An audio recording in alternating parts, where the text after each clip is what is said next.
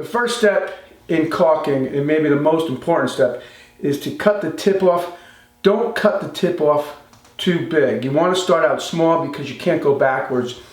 If you're caulking fine seams, just cut maybe just so you have about a 1/16 of an inch opening. If you have to go bigger, then you can. So I'm going to cut this at just about a 45-degree angle, and at first I'm just going to take a little bit off and see what that looks like. Next tip, get a dripless caulk gun.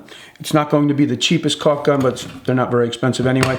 What that means is when you let go of the trigger, the pressure will stop. If you don't have a dripless caulking gun, the pressure will remain in the caulking tube, and you'll just get caulk that will continue to come out of the opening, and it just becomes a mess. So we're back in the sunroom. This was a pretty big project, maybe 4 or 5 videos for this project. This was the TV lift cabinet. We use this all the time. It's working great. There's still a few things I want to do in here, including hanging the art on the walls, maybe replacing 1 or 2 pieces of furniture, and of course I still have to caulk some of these seams, so let's get to it. You'll need these things handy when you're caulking. Of course, your caulk, a little bowl of water, and a rag. I like old t-shirt material, works best. And if you're working in a finished room like I am, something to put your rag and your caulking gun down on. So now I'm ready to apply a bead of caulk. I'll put the tip of the caulk in the corner, apply light pressure, and move the caulking gun down. Go back to the caulk and smooth it out. And then you have your rag handy to wipe the caulk off your finger.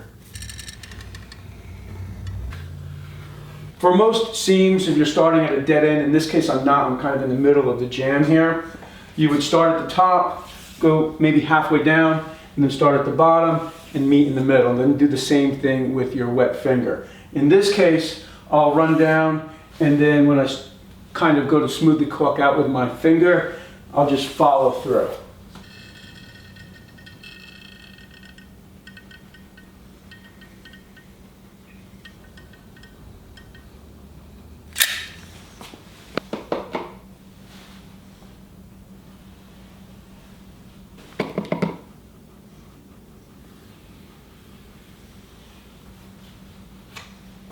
Well, that's pretty much all there is to caulking. It definitely does make a difference, and usually I try to apply the caulk after I've primed and sanded the trim. So I'll fill, prime, sand the trim, and then I'll caulk. But in this case, it was kind of a rush job and I just missed a few seams.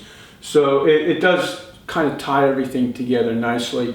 If you want to know more about Big Stretch Caulk, I'll have a link in the description. I found this easy to use. It's water soluble till it's dry, and so that always makes it easy because you basically just put your caulk in. If it turns out that you get kind of a messy bead, you can clean it up with your finger. Thanks for tuning in, and I'll see you next time.